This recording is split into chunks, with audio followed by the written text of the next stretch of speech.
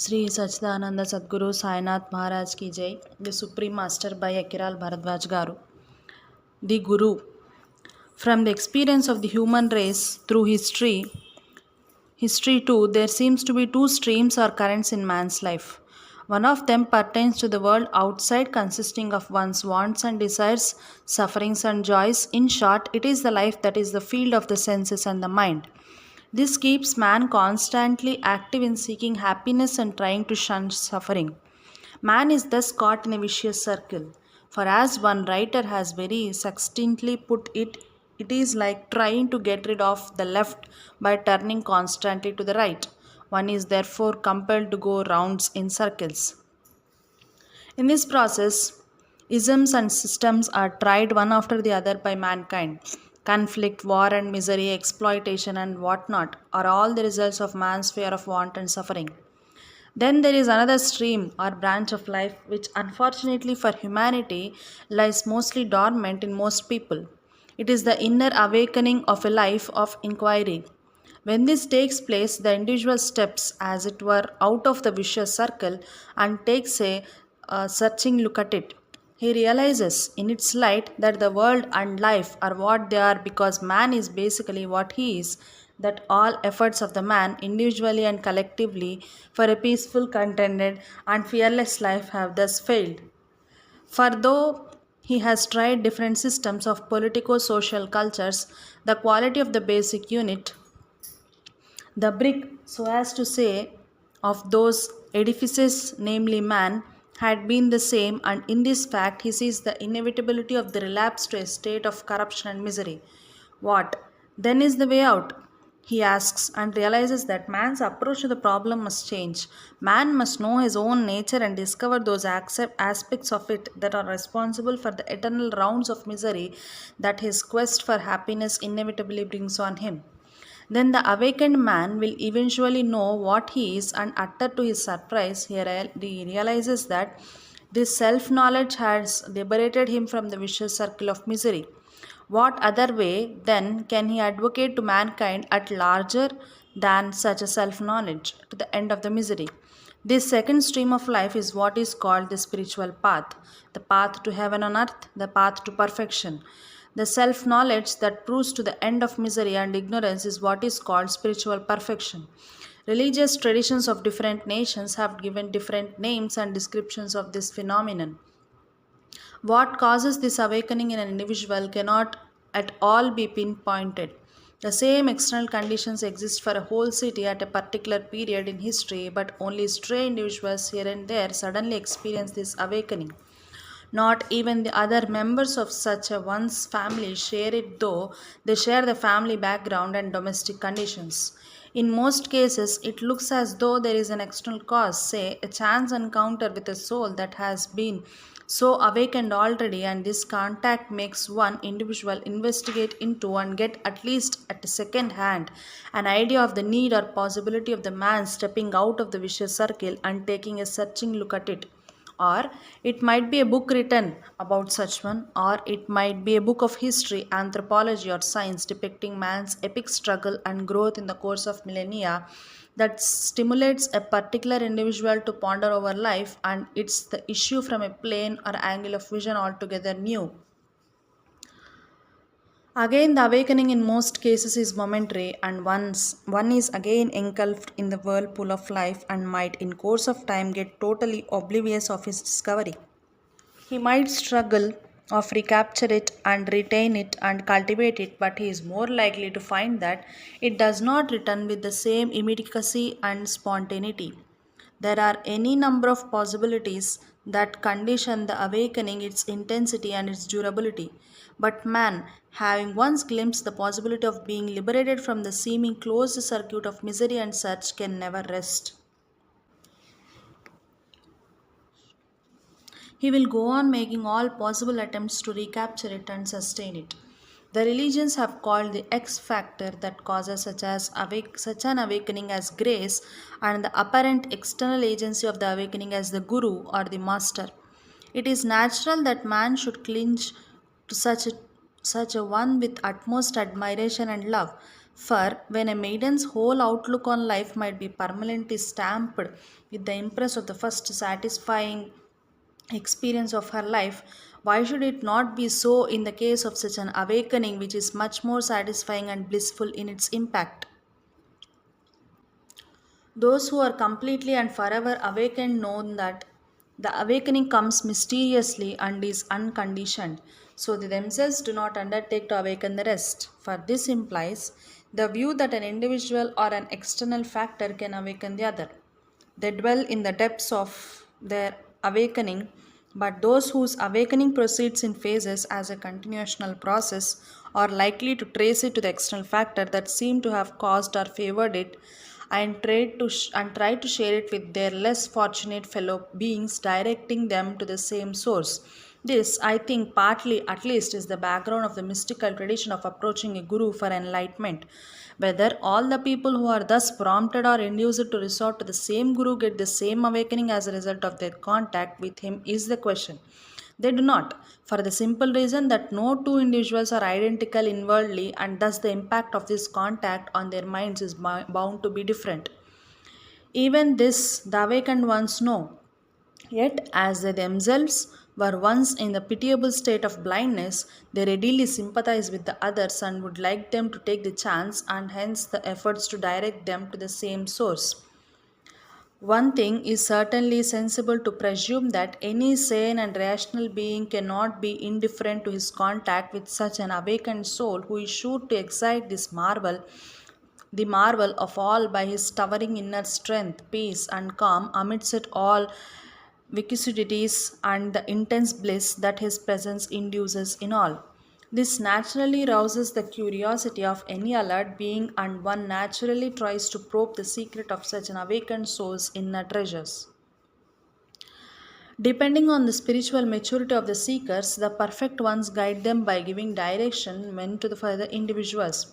To those who are in the most mature state, a practical act of grace on the part of the perfect ones will uplift them to the final step of spiritual attainment. This account contains many such cases of disciples getting enlightened by their contact with this master Sri Swami Samarth. For the lesser ones, they advocate other means. For those who are still more immature, serving the master heartily is a way. After reading this thrilling story of a perfect saint in action, who can dare say that a guru cannot do anything to a seeker? In the path mystical, the value of contacting an accomplished mystic or saint has been recognized in all of world religions. In Hinduism, the need to approach a realized saint or Sadguru is stressed since times immemorial. The Chandogyopanishad lays down that a spiritual aspirant must approach a self realized guru in a proper manner. Besides, the significance an accomplished mystic has for all religions and for mystic wisdom in general can never be overestimated. He is the direct witness of the truth of the mystic wisdom. He embodies the promise that any mortal who is sufficiently motivated can indeed achieve the goal by all his efforts. All major religions had their rise in mystical experience of such heroic souls. All ancient Indian wisdom had the realization of countless sages as its source. Buddhism and Jainism are traced to the realization of Siddhartha and Mahavira. Christianity without Jesus' spiritual perfection is inconceivable, and Islam sprang from the experience of Muhammad. Thus, the modern mystics too can be said to fulfill the scriptures even as Christ had claimed, I came to fulfill the scriptures, not to destroy them. While such is the importance attached to the perfect mystic by religious tradition, the individual seekers too have much to gain from him severally. In India, the paths to spiritual attainment have, in the course of centuries, come to be systemized in the Upanishads, the Bhagavad Gita, Yoga Sutras of Patanjali, and such other works. As such, the true interpretation of these can be had only from those who have had the plenary experience. In Buddhism, the three vows or refugees which the initiate takes express his dedication to the Buddha, to the assembly of those who walked the path of Buddha, Sangha, and to the law of the enlightened ones, Dharma. The Christ said, "No one can come to the Father except through me." Among the Muslim mystic Sufis, obedience to the Pir o Murshad or the Guru God is the sine qua non of realization. Such great saints of more recent times as Kabir, Namadev, Guru Nanak, Yogi Vemana, and Basaveshwara had all stressed the need to resort to a perfect Guru for gaining the highest realization. Even Sri Ramakrishna, who had darshan or revelation of the Universal Mother Kali, was enjoined by her to resort to a Vedantin by name Totapuri in order to realize the absolute. Faith in and devotion to a perfect saint, a historical person, is imperative in the modern age when man's faith in the historicity of such manifestations of the divine as Sri Rama and Sri Krishna is badly shaken. Even when the need to seek a perfect master, Sadguru, is accepted, it is no easy matter to recognize who among the galaxy of religious personalities that are obtaining is indeed a perfect one. For as in all other matters, the fakes who claim realization which they do not have are legion. To help the common man out of his plight, mystic tradition have evolved a strange but quite efficacious esoteric technique. The devotional study of life and teaching of a perfect guru of the past awakens the devotional study of life and the teachings of perfect Guru of the past awakens the inner potential of the seeker, and at the proper stage, he is sure to be guided in a dream or vision to the living perfect master who is most suited to his inner needs. In Maharashtra, the instances on record of those who thought a devout study of Sri Guru Charitra were led to Sadguru are many. The work is an account of the lives and teachings of two great saints of the medieval periods, Sripada Sri Vallabha and Sri Narasimha Saraswati. In Tamil Nadu, the devout study of Periya Puranam, the compendium of the account of 63 saints, is enjoined for spiritual aspirants. It is worth mentioning that no less a saint than Bhagavan Ramana Maharshi of Tiruvannamalai was galvanized into an ardent seeker after mystic realization by study of this work. Some spiritual stalwarts declared that a guru is not necessary. We have two instances. One is Puja Dadaji Sri Amyaroy Chowdhury and other Mr. J. Krishnamurti. But when we look at the accounts given by his devotees, closely, we realize that both of them are indeed gurus. And whether they like it or not, accept it or not, destiny has yoked them with the roles of gurus. Are not people flocking to them for light? And are they not receiving the divine revelation of the Mahannam by the mystical power of Sri Dadaji? And to that extent, is he not a guru? He might say that Bhagavan Sri Satyanarayana is doing it through him and not he, but many other gurus says it too. For the real Guru is the one who has dissolved the illusion of his separate existence in the omnipresent, eternal Spirit of the Lord, and only then he is the fit instrument of God's grace. If Sri Dadaji is not there to reveal the Mahannam to them, how many would have dared to believe in the superfluity of Guru? In fact, perfect ones like Sri Sai Baba of Shirdi and Sri Ramana Maharshi have declared that he who considers himself a guru is not worth that name. That a perfect one sees perfection of God already manifest in all beings. Thus, Sri Dadaji sees the Mahannam already at the work in devotees' heart and just reveals it to them by his own mystical attainment. His presence has become imperative to his devotee and he is revealing the Mahannam. Who can say he is not a guru? That his devotees to do accept him as their guide and guru is evident from the inspired manner in which they have been upholding his word that a guru is not necessary. They go all out to show that he is an answer to the now corrupted practice of Guruism, so indulged in by several unscrupulous ones who take the garb to exploit the credulous public. The latter point is too evident, the former is not. If we look at the spirit, not the letter, of what Sri Dadaji says, he meant to demonstrate that real guru never craves for that role but does the administration with real competence, that a real guru wins the faith of the seekers by his power and knowledge and does not merely demand stupid obedience from them. The veneration that pours itself out in their writings when Sri Dadaji's devotees have written shows how completely they have taken him as their guru.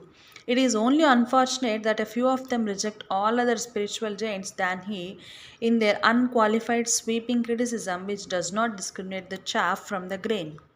Then we come to Mr. JK.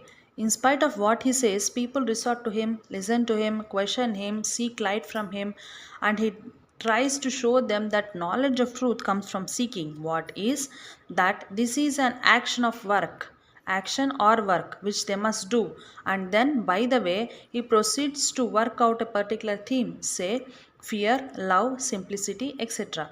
He demonstrates what this work or action is like. Herein he is typical, real Vedantic guru, not the self-styled counterfeit popular version of it. To illustrate my point, I refer to his answer to a question published in the First and Last Freedom by Spiritual Teachers. He says, if he is a real guru, he will tell you to understand yourself. In the very next sentence, he is saying precisely the same. You are the source of all the misunderstanding and confusion, and you can resolve the conflict only when you can understand yourself in the relationship. JK's definition of a real guru has fitted him very exactly. Another can point out the way, but you have to do all the work. He explains the role of a guru. Sri Ramana Maharshi too says that without effort grace cannot act. JK says that relationship itself is the guru, not someone outside. And Sri Ramanas too says self is what is, that is the reality. And the guru and the self are one.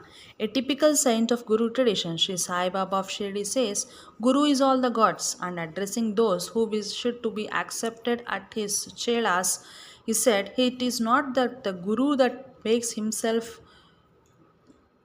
your guru. It is you who must regard him as your guru, that is, place faith in him and meditate on him. To those who have accepted him as the object of their contemplation, he said, Sai Baba does not mean this body of 5.5 feet. He who thinks that Sai Baba is at Shirdi only has not seen Sai Baba at all. Another of his statements elucidates what he says.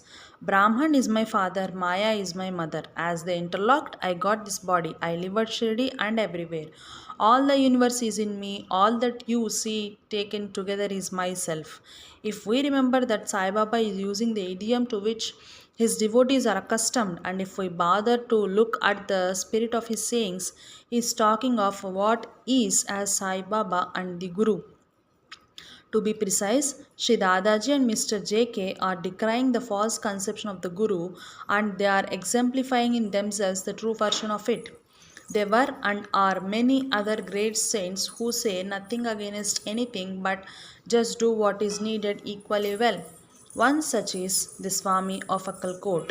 Though both Mr. JK and Sri Dadaji reject Guruism with one voice, the paths which they show to their followers, a word I am using only as a last resort, not to be taken too literally, are entirely different and perhaps even mutually opposed. And equally, as many resort to both of them for their guidance. This is enough to demonstrate that there is an undeniable diversity of aptitudes in people in the matter of the choice of their various paths to spiritual perfection. It does not matter if anyone, however great, denies any possible diversity of ways to the same goal, who deny that all paths can be equally efficacious to those who are naturally fitted for them. Life is a truth much greater than anyone's views.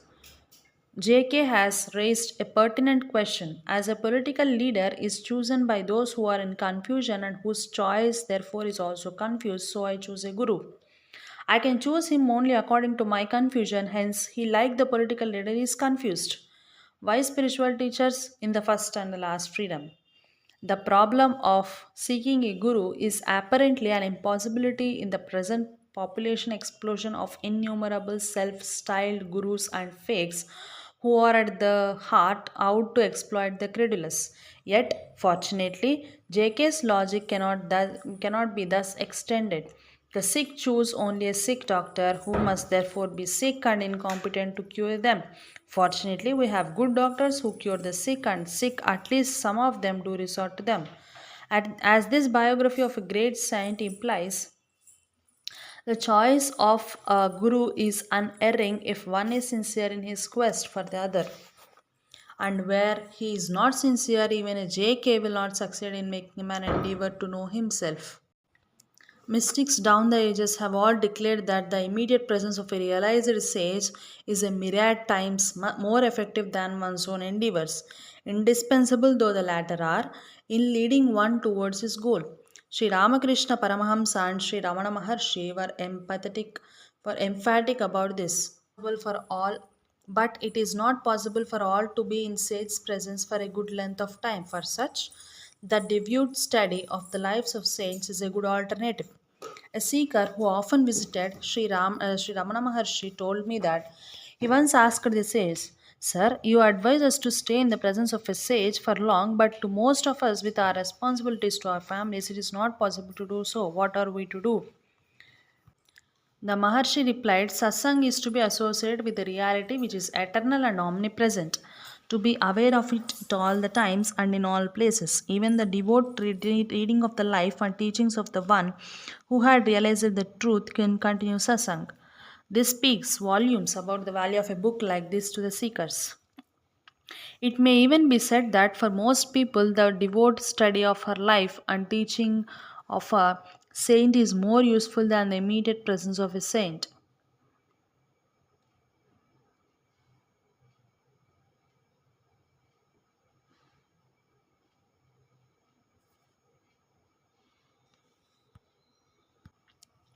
It may even be said that for most people, the devout study of the life and teaching of a saint is more useful than the immediate presence of a saint. For human nature being what it is, even though a seeker stays with a sage, he comes to focus his attention on the physical frame of the sage than on his state of realization, which is the essence of it all. He may indeed lose much of its value. Such would do well to stay at home and devotedly stick to the discipline of studying the biography of a great saint constantly. For the biography constantly keeps before the seeker's mind only the state of realization of the saint. This would mature his spiritual potencies to a stage where he would be capable of benefiting fully by staying with one such. This is the reason why devotional reading of holy biographies came to be enjoined as a form of spiritual endeavor in itself.